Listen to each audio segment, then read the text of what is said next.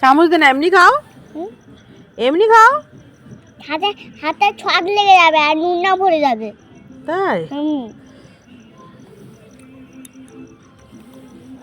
ছাই হেভি লাগছে। হুম। সেটাই লাগছে। কে? হেভি লাগছে। হুম। হেভি লাগছে বন্ধুরা। হুম।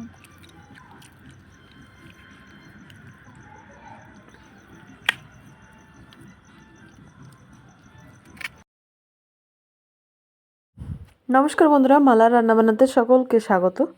আজকে আমি পাতাকপির নতুন একটা রেসিপি শেয়ার করব। ভিডিওটি প্রথম থেকে শেষ পর্যন্ত দেখবেন।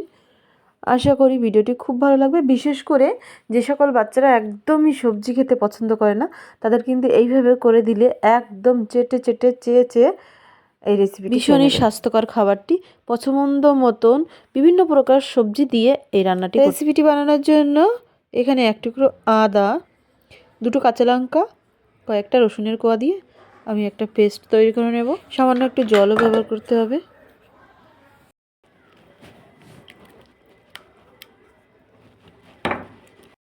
পাতাকপিটা কেটে আমি ফালি করে নেব, কারণ পাতাকপি পুরোটা তো দেবো না, অন্য অন্য সবজিও দেবো। তো আমি এক ফালি পাতাকপি নিয়ে নেব। একটা গাজর নিয়েছি, প্রথমে এই গাজরটা আমি গ্রেট করে নেব। সবজি কিন্তু ভীষণ স্বাস্থ্যকর, কিন্তু বাচ্চারা খেতে চায় না মোটেও। তো এইভাবে বিভিন্ন প্রকার সবজি দিয়ে কিন্তু কোনো রেসিপি বানিয়ে আমি যেভাবে দেখাচ্ছি এইভাবে বানালে বাচ্চারা কিন্তু চেয়ে চেয়ে খাবে এবং পেট ভর্তি করে খাবে। সেভাবে কিন্তু অনেকটা পরিমাণে সবজি খাওয়া পড়ে যাবে। তো যে সকল সবজি নেবেন সব কিছু কিন্তু এইভাবে গ্রেট করে নিতে হবে।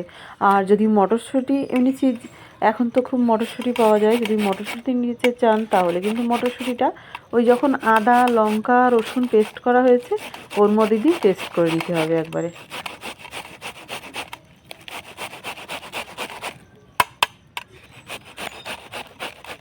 তো যা যা সবজি নেবেন সব কিছু এইভাবে গ্রেটারের সাহায্যে গ্রেট করে নেবেন।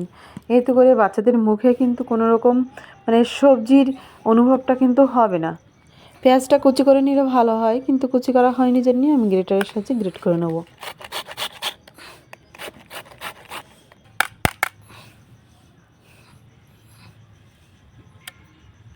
সবজিগুলো আমি একটা গামলাতে ঢেলে নিচ্ছি, কারণ এতে আমি আরও দু একটা উপকরণ মেশাবো।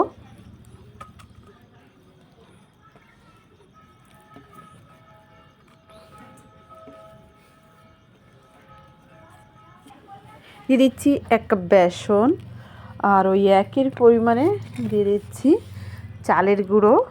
এখন কিন্তু চালের গুঁড়ো প্রায় সকলের বাড়িতেই আছে, কারণ শীতকাল মানে একটু পিঠে একটু খায় সকলেই কম বেশি। আর কদিন আগে সংক্রান্তি গেল, সেই হিসেবে প্রায় সকলের বাড়িতেই পিঠে হয়েছে। তো চালের গুঁড়োটা কিন্তু থাকবে। তো আমি এখানে আদা রসুন কাঁচা লঙ্কা যে পেস্টটা ছিল সেটা দিয়ে দিলাম, আর লবণ দিয়ে দিলাম পরিমাণ মতন, আর এখানে হলুদ দিলাম, আর এখানে সামান্য একটু লঙ্কার গুঁড়ি দিলাম, কারণ এমনি কাঁচা লঙ্কা দেওয়া হয়েছে দুটো। আর এটা হলো জিরে গুঁড়ো এবং হচ্ছে গরম মশলা গুঁড়ো, একত্রে এইগুলো একটু মিশিয়ে নেব।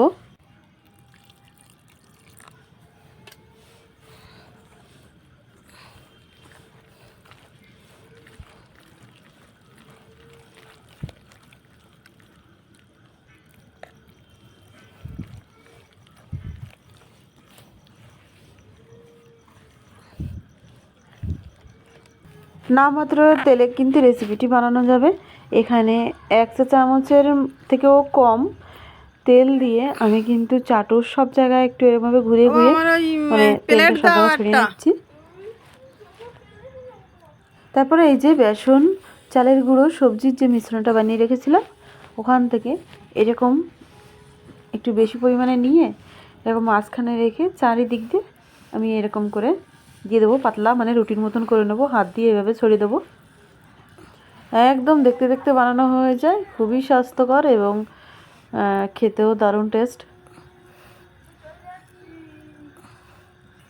ঢাকনা দিয়ে ঢেকে দিতে হবে, যাতে রেসিপিটি খুব তাড়াতাড়ি সিদ্ধ হয়ে যাবে। মোটামুটি 1 থেকে 1.5 মিনিট মতনই কিন্তু রান্না করতে লাগে। তো আমি 1 মিনিট পর আমি ঢাকনাটা তুলে এটা আমি কি রেসিপি দেখতাম কি করে ওই মোবাইলে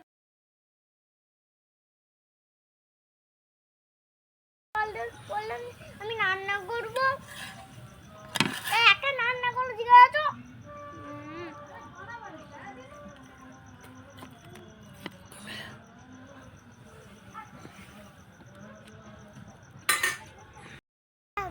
জলানো জলালো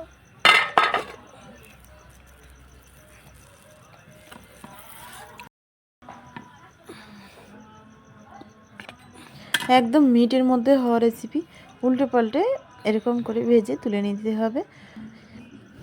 আমি একটুখানি উপর থেকে সস দিয়ে দিলাম, এতে খাবারটি আরও টেস্টি হবে। তো ভিডিওটি ভালো লাগলে চ্যানেলটিকে অবশ্যই সাবস্ক্রাইব করে রাখবেন এরকম নিত্য নতুন রেসিপি ভিডিও দেখার জন্য। খুব ভালো থাকবেন।